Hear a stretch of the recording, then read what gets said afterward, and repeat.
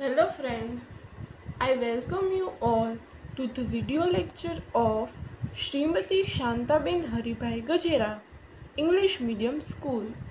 Today we will discuss about Standard 10 and our subject is Science. We will learn about image formed by a concave mirror for different positions of the object.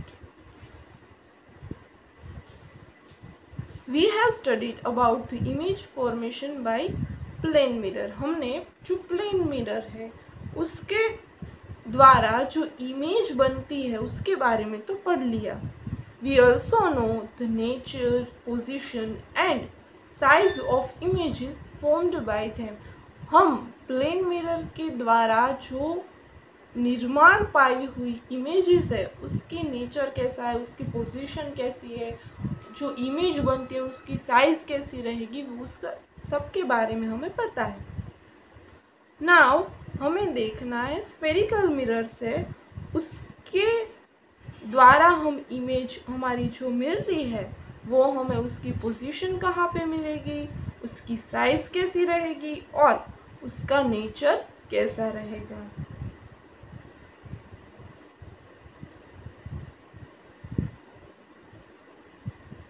The image formed by a concave mirror depends on the position of the object in relation of point P, F and C. जो हमें concave mirror के द्वारा जो हमें images मिलेगी वो images का आधार कहाँ कैसे किसके ऊपर रहेगा, तो कोई ऑब्जेक्ट है उसको कहाँ पे रखा गया है, उसको P और C के बीच में रखा है यानी पोल यानी सेंटर ऑफ कर्वेचर, फोकस पे रखा गया है, फोकस से दूर है, इन्फिनिटी पे है, तो वहाँ पे उसका आधार वहाँ पे रहेगा. The image is either magnified, reduced or has the same size depending on the position of the object. जो इमेज है वो मैग्नीफाइड रहेगी, मैग्नीफाइड मतलब कोई भी जो ऑब्जेक्ट है उसकी साइज से बड़ी या कोई ऑब्जेक्ट है उसकी साइज से छोटी रहेगी या ऑब्जेक्ट के सेम साइज वाली इमेज रहेगी. वो डिपेंड करता है कि ऑब्जेक्ट है उसको कहाँ पे प्लेस किया गया, ऑब्जेक्ट को कहाँ पे रखा गया है. A summary of this observation is given in your table. अब जो वो सब ऑब्जर्वेशन है उसको एक टेबल के फॉर्म में आपको दिया गया है. यहाँ पे हम देखें तो कोई भी ऑब्जेक्ट है उसको हमने इन्फिनिटी पे रखा है, कोई भी ऑब्जेक्ट को हमने इन्फिनिटी यानी अनंत दूर रखा है तो उसकी इमेज हमें मिलेगी फोकस पे F पे कॉन्केव मिरर के लिए. और इमेज की साइज है वो हाईली डिमिनिश्ड और पॉइंट साइज रहेगी, एकदम शार्प और छोटी सी इमेज उसकी मिलेगी.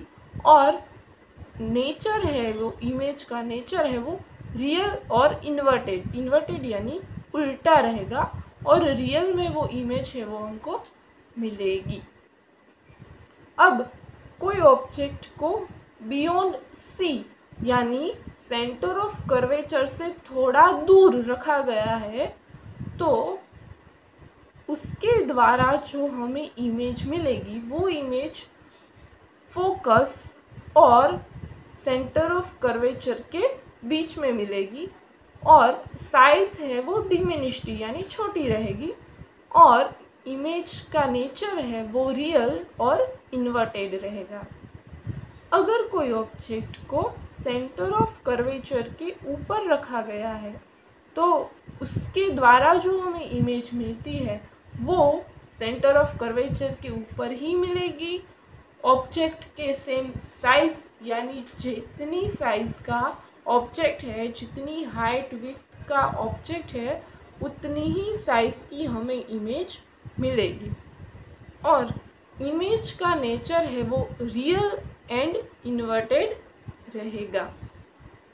अगर किसी ऑब्जेक्ट को सेंटर ऑफ कर्वेचर और फोकस के बीच में रखा गया है तो उसकी जो इमेज है वो सी से थोड़ी दूर मिलेगी, एनलार्ज्ड यानी बड़ी मिलेगी, और उसका जो नेचर है इमेज का वो रियल और इन्वर्टेड रहेगा।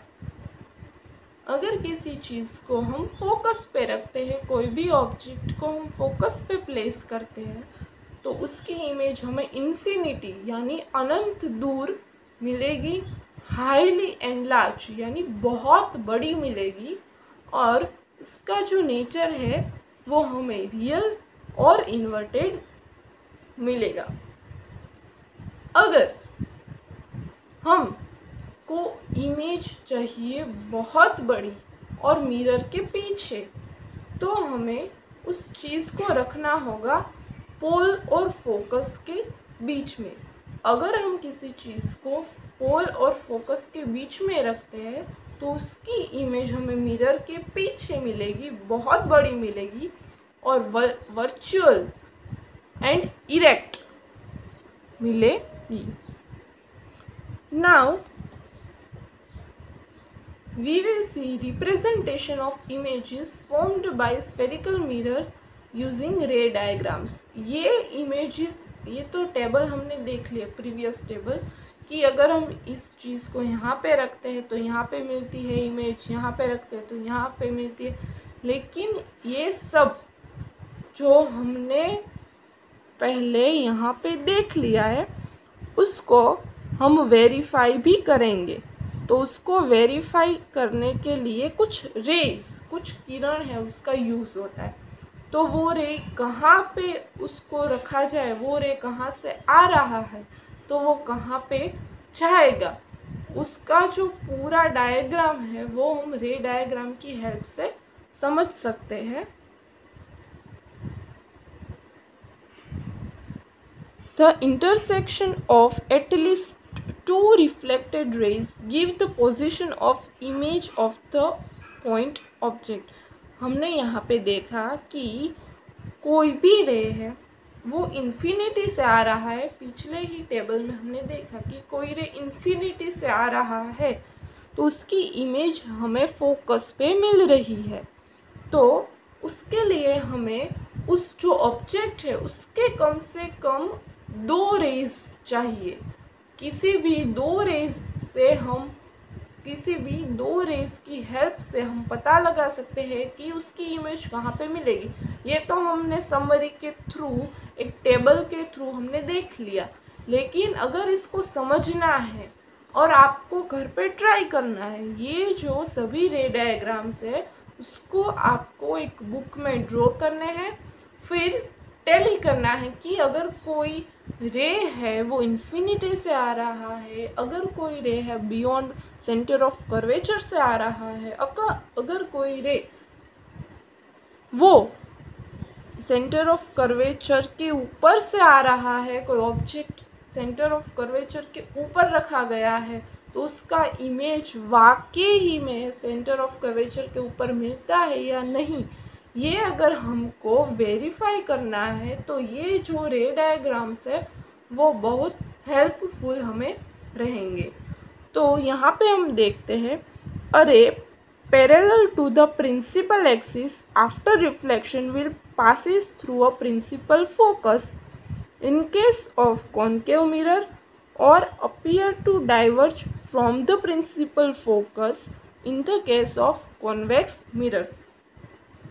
अगर कोई रे है वो प्रिंसिपल एक्सिस, यहाँ पे प्रिंसिपल एक्सिस जो टर्म्स है वो जो हमने पिछले लेक्चर्स में देखे हैं उसमें प्रिंसिपल एक्सिस क्या है वो डिटेल में आपको बताया है कि जो रेज अगर प्रिंसिपल एक्सिस के पैरेलल आ रहे हैं, यहाँ छोटे से एरो से हमने दिखाया है कि जो इंसिडेंट रे है वो प्रिंसिपल एक्सिस के पैरेलल डायरेक्शन में आ रहा है तो वो कॉन्केव मिरर है, उसमें रिफ्लेक्शन होने के बाद वो कहाँ से पास हो रहा है, देखिए वहाँ वो फोकस में से होकर पास हो रहा है। कॉन्केव मिरर की बात की जा रही है, यहाँ पे ए जो सिचुएशन है, ए सिचुएशन की बात की जा रही है कि ए सिचुएशन में प्रिंसिपल एक्सिस के पैरेलल जो रे आ रहा है वो रिफ्लेक्शन के बाद फोकस में से पास होके जा रहा है। अगर हम बात करें बी इमेज की, तो बी इमेज के अंदर कॉन्वेक्स मिरर दिखाया गया है और कॉन्वेक्स मिरर के अंदर जो प्रिंसिपल एक्सिस के पैरेलल जो रे आ रहा है वो आफ्टर रिफ्लेक्शन वहाँ से रिफ्लेक्ट होके बाहर की साइड जा रहा है, लेकिन उसको अगर हम पीछे खींचे, क्योंकि हमें इमेज चाहिए तो हम उसको पीछे की तरफ उसको डॉटेड लाइन से अगर हम खींचे तो वो फोकस पे मिल रहा है। Now next see the next case. A ray passing through the principal focus of a concave mirror or a ray which is directed towards the principal focus of a convex mirror after reflection will emerge parallel to the principal axis. This is illustrated in these figures. जो कोई रे है वो principal focus में से incident हो रहा है, कोई रे डायरेक्टली इंसिडेंट हो रहा है तो वो प्रिंसिपल फोकस में से होके इंसिडेंट हो रहा है, तो वो रे आफ्टर रिफ्लेक्शन, वो रे रिफ्लेक्ट होने के बाद वो प्रिंसिपल एक्सिस है उसकी पैरेलल है वो गति करेगा।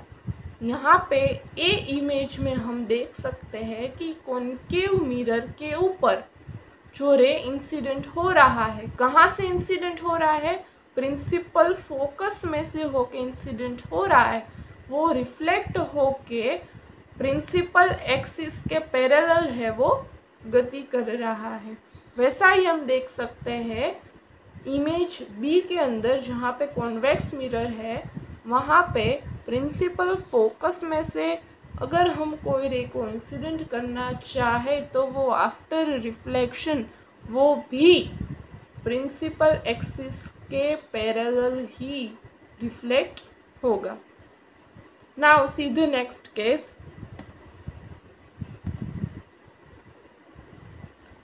A ray passing through the center of curvature of concave mirror or direct in the direction of center of curvature of a convex mirror after reflection is reflected back along the same path. This is illustrated in this figure.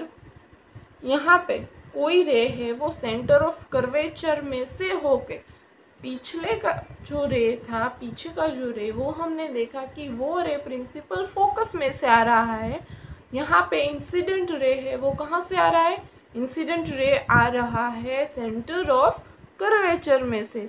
तो जो अगर कोई रे centre of curvature में से incident हो रहा है कॉन्केव मिरर के ऊपर, जैसा हम ए केस में देख सकते हैं कि यहाँ पे जो रे है वो सेंटर ऑफ कर्वेचर कि अंदर से, सेंटर ऑफ कर्वेचर में से होकर इंसिडेंट होता है, तो वो रिफ्लेक्ट होने के बाद वो वापस ही उसी पाथ पे, उसी मार्ग पे वापस जाएगा, जहाँ से आया है वहाँ से ही जाएगा। तो कोई रे सेंटर ऑफ कर्वेचर में से अगर इंसिडेंट होता है वो आफ्टर रिफ्लेक्शन वो सेंटर ऑफ कर्वेचर में से ही रिफ्लेक्ट होगा। Now see the next one. A ray incident equally to the principal axis towards a point P on the concave mirror or a convex mirror is reflected obliquely. कोई रे है वो पोल के ऊपर incident हो रहा है, कितना एंगल बनाने के बाद, कोई एंगल बनाने के बाद कोई रे है वो पोल के ऊपर इंसिडेंट हो रहा है, तो वो जितना उसने इंसिडेंस एंगल बनाया है उतना ही वो रिफ्लेक्टेड एंगल बना के वो रिफ्लेक्शन उसका होगा। ये जो थियोरी है वो हमने आगे के लेक्चर में पढ़ी है। एंगल ऑफ इंसिडेंस यहाँ पे एंगल ऑफ रिफ्लेक्शन की जितना ही रहेगा। Remember that in all the above cases the laws of reflection are followed। ऊपर के जो सभी इमेजेस है, जो ऊपर के जो सभी केसेस है, उसके अंदर लॉज ऑफ रिफ्लेक्शन है वो फॉलो होंगे। Now we will see the image formation by concave mirror. अभी ये हम वेरीफाई करेंगे। मैंने पहले ही आपको बोला कि जो फिगर्स हमने देख रखी है, जो टेबल हमने देख रखा है, उसको हम वेरीफाई करने वाले हैं। तो यहाँ पे हम देखेंगे, अगर कोई चीज़ को हम इन्फिनिटी पे रखा है, कोई भी चीज़ को, तो इन्फिनिटी से जो रेज आ रहे हैं वो आफ्टर रिफ्लेक्शन फोकस पे मिल रहे हैं और उसकी इमेज हमें फोकस पे मिल रही है, जैसा हमने पहले टेबल का फर्स्ट रो है उसमें देखा। अगर किसी चीज़ को बियॉन्ड सी यानी सी से थोड़ी दूर रखी है, सेंटर ऑफ कर्वेचर से थोड़ी दूर रखी है, तो उसकी इमेज हमें between the C and F, उसकी इमेज हमें एफ और सी के बीच में मिल रही है। यहाँ पे ए और बी हमारा ऑब्जेक्ट है और ए डैश एंड बी डैश है वो हमारी इमेज है।